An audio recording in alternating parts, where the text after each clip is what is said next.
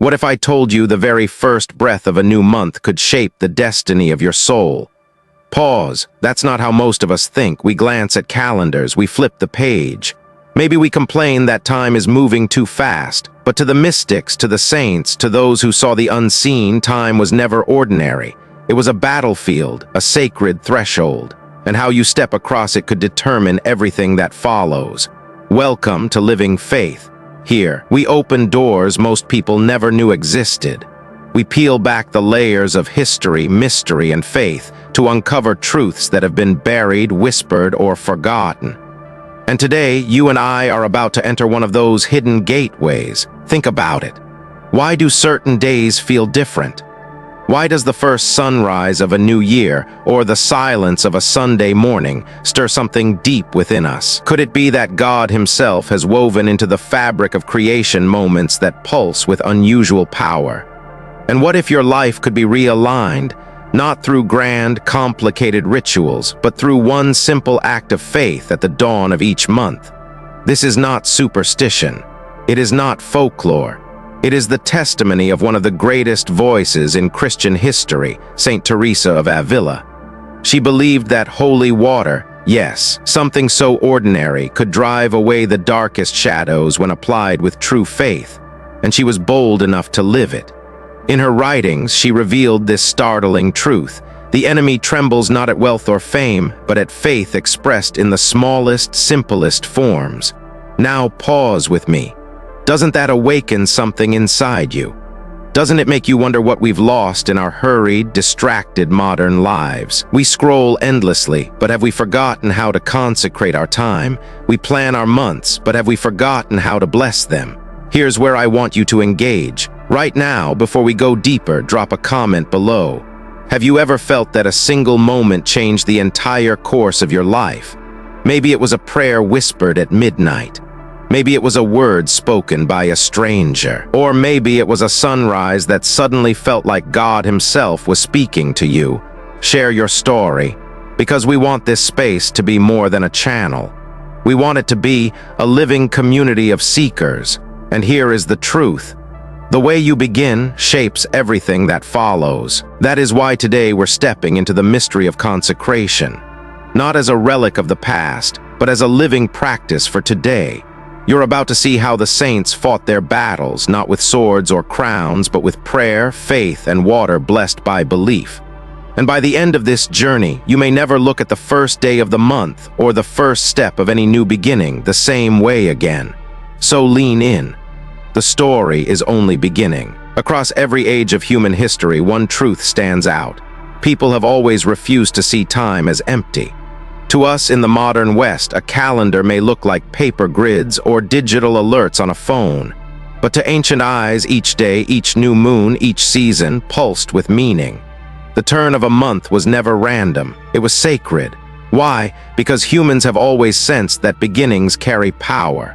A first step sets the tone for the journey. A first word can heal or wound. A first day of a cycle is not just another square on the calendar. It is a threshold, a doorway between what was and what could be. Pause here, have you ever felt that? The strange silence of January 1st, when the world seems like it's holding its breath, or the first day in a new home, when the air feels charged, as though it carries an unseen promise. That is the ancient intuition. Beginnings matter. In the Jewish faith, this intuition is crystallized in Rosh Chodesh, the head of the month. Marked by the appearance of the new moon, it was a day of reflection, prayer, renewal.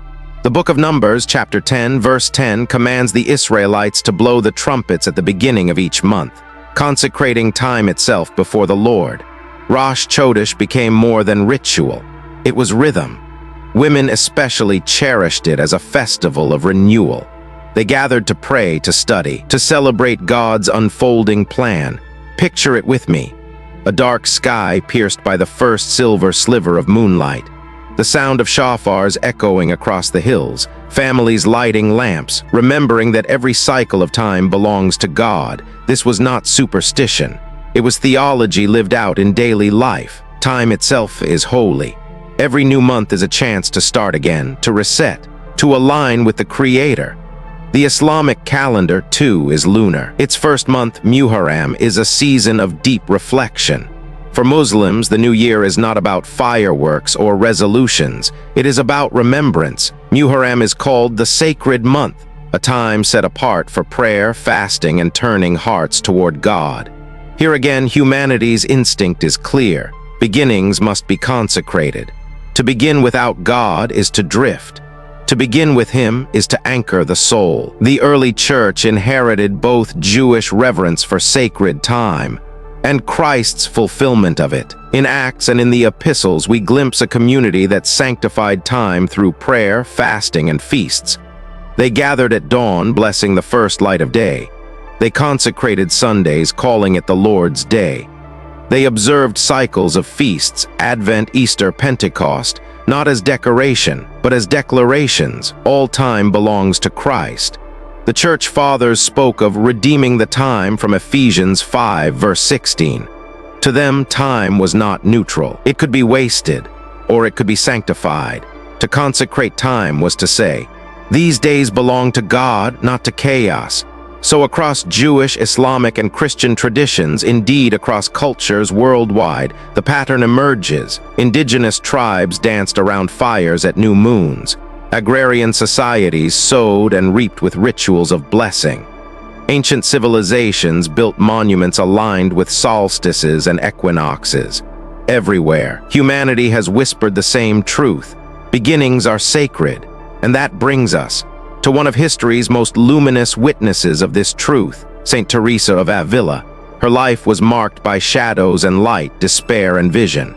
She discovered in the simplest act of faith a way to consecrate not only time, but the soul itself. Her testimony shows us how a saint fought battles with holy water, and why her wisdom still matters for you and for me today. Imagine Spain in the 1500s, cathedrals rising like mountains of stone, monks and mystics filling cloisters with whispered prayers. The Catholic Church, vast and powerful, yet trembling under storms of reform. In this world walked a woman named Teresa Sanchez de Cepeda y Ahumada, better known to history as Saint Teresa of Avila. She was born in 1515 in a land glittering with Renaissance brilliance, yet shadowed by superstition and fear. Her family was devout, her childhood filled with stories of saints and martyrs. As a girl, she longed to run away to the moors to be martyred for Christ, already sensing life's urgency and eternity's call.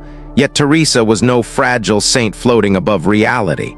She was flesh and blood, fiery in spirit, stubborn in will, witty in conversation.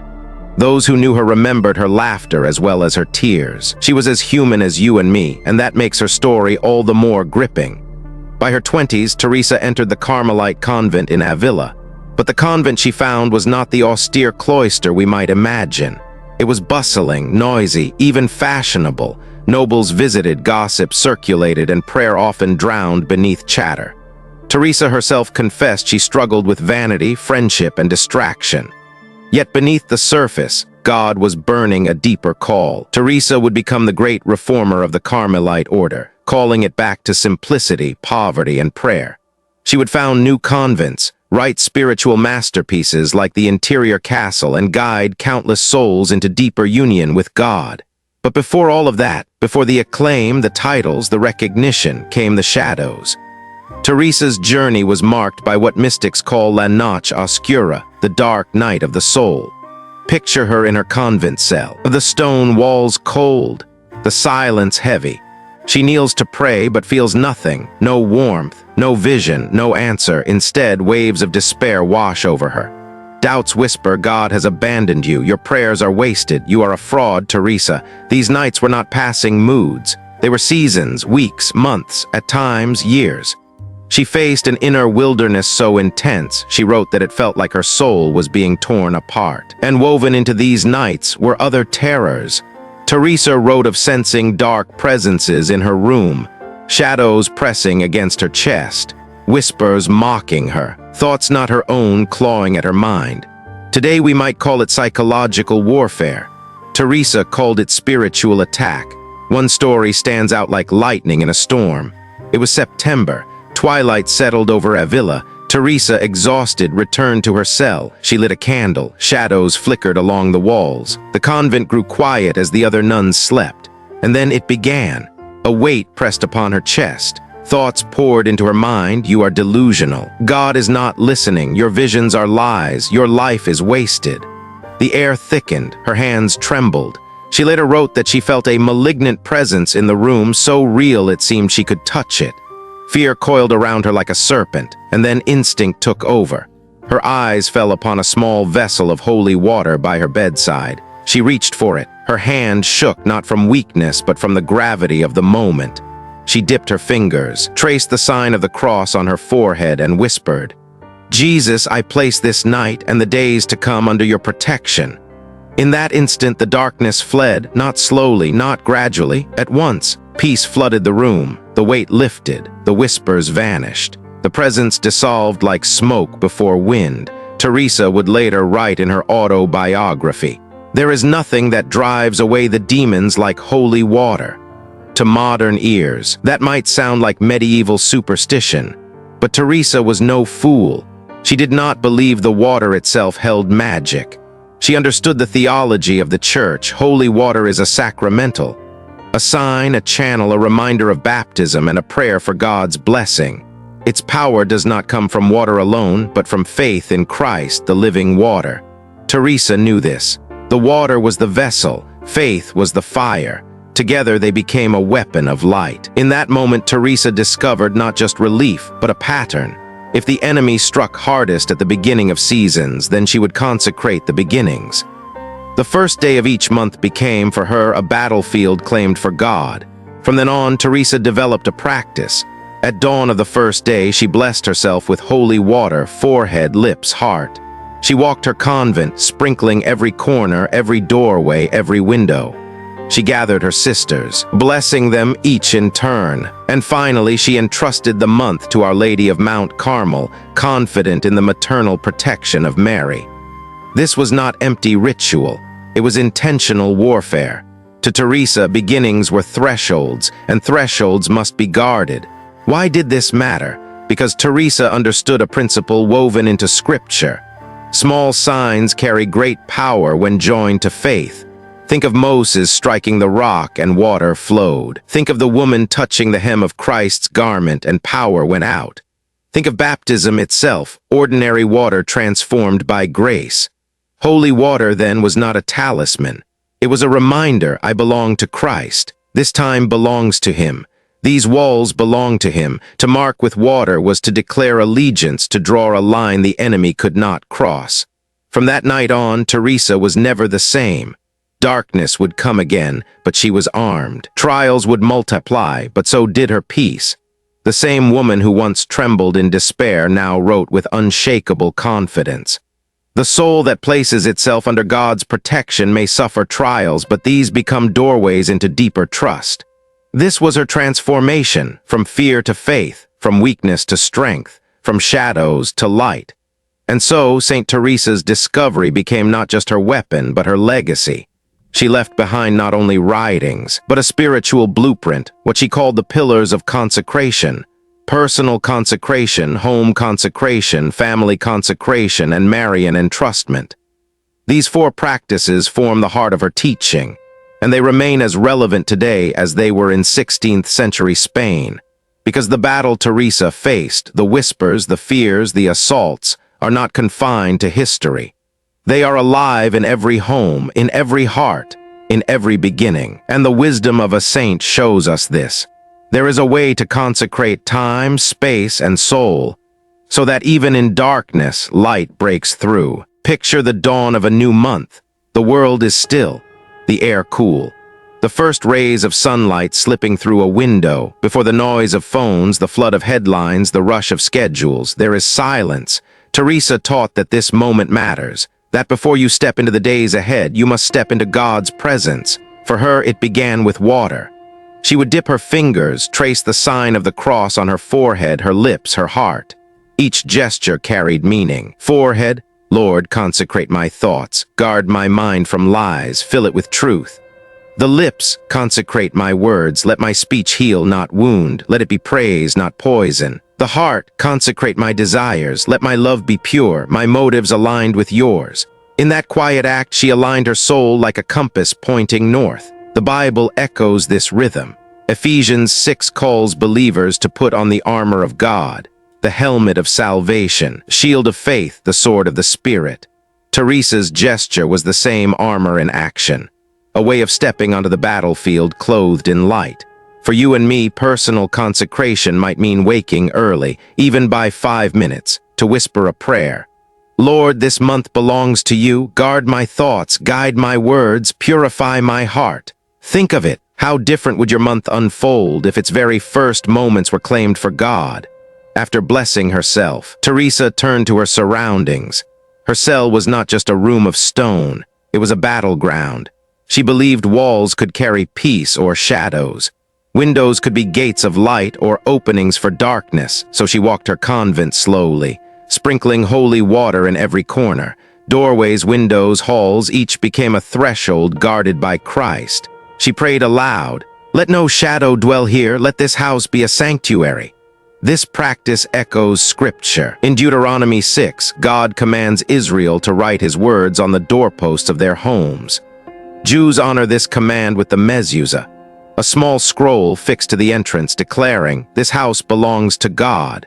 Early Christians too prayed over homes. In Acts chapter 2, believers gathered in houses, breaking bread, sanctifying space with prayer. Even today, Orthodox and Catholic traditions bless homes each year with holy water. Think of your own dwelling, the front door where your children run in from school, the kitchen where meals are shared, the bedroom where you wrestle with fear at night. Imagine walking these spaces with holy water, whispering, "Christ, fill this place, let your peace reign here." Cinematic image, a candle flickers as drops of water fall on the threshold, tiny sparks of light driving back unseen shadows. Your home becomes more than shelter. It becomes sanctuary. Perhaps Teresa's most tender act was blessing her sisters. The women who lived, prayed, and worked beside her. She would mark their foreheads with the sign of the cross, speaking words of intercession. "May this month be guarded, may grace cover you." She believed families, communities, friendships were like gardens. Left untended, weeds of bitterness, fear, division grow quickly, but with blessing they flourish in peace. The Bible confirms this. Psalm 133 says, "How good and pleasant it is when brothers dwell in unity. There the Lord commands a blessing." In the New Testament, Paul constantly prayed over churches, blessing them with grace and peace. For modern believers, family consecration can be simple yet profound.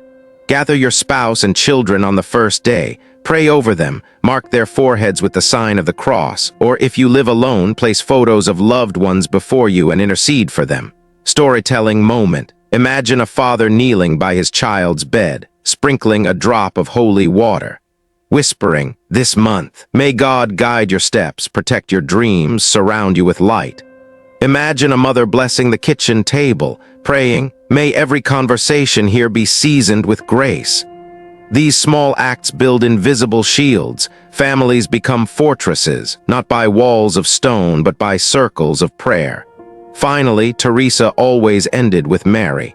For her, the Blessed Mother was not an abstract figure, but a living intercessor, a spiritual mother who guarded her daughters with tender care.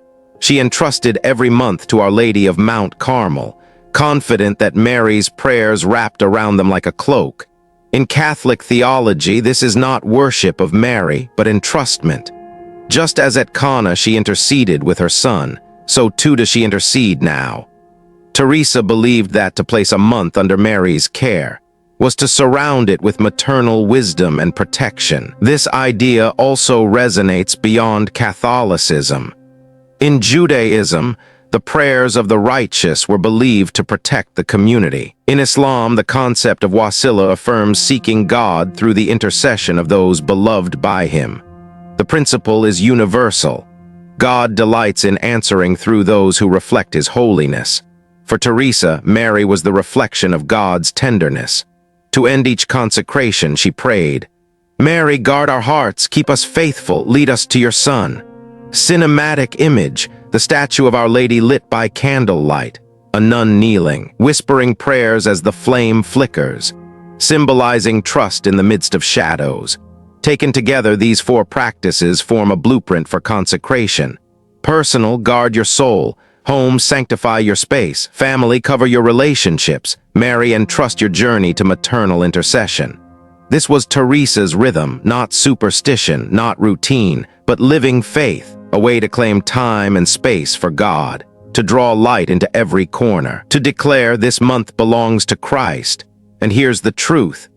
These pillars are not relics of the 16th century.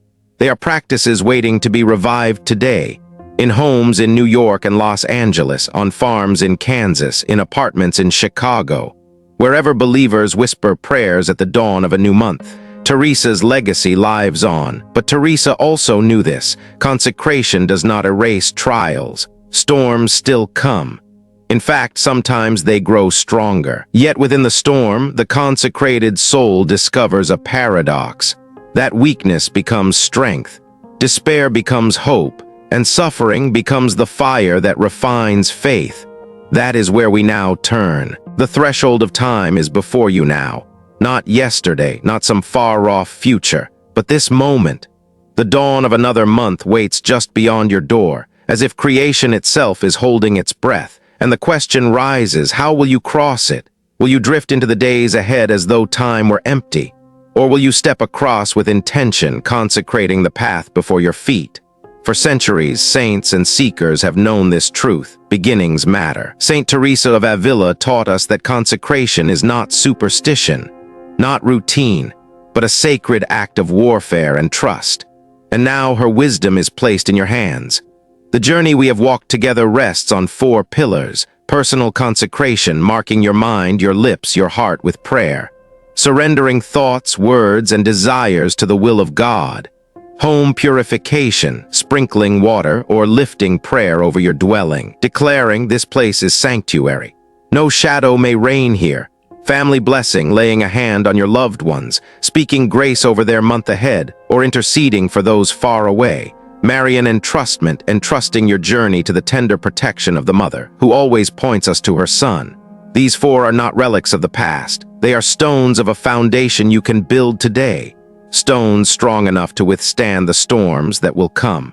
Because storms will come. Teresa knew it. The Bible proclaims it. Even the consecrated life is not spared. But when the storm breaks against a consecrated soul, it does not destroy. It refines, like steel in the furnace, like gold in the fire. Faith forged in trial shines brighter. Picture it. Rain lashes against the window, yet inside a family kneels by candlelight. Their prayers rise like incense, their voices soft but unyielding. Or imagine the quiet of a new dawn, a lone believer tracing the sign of the cross upon their forehead, whispering, "This month belongs to you, Lord." Darkness does not vanish from the world, but within that act of consecration, peace dawns, unshakable, real. And so the invitation comes to you, not as theory, but as a choice. Will you consecrate your next month?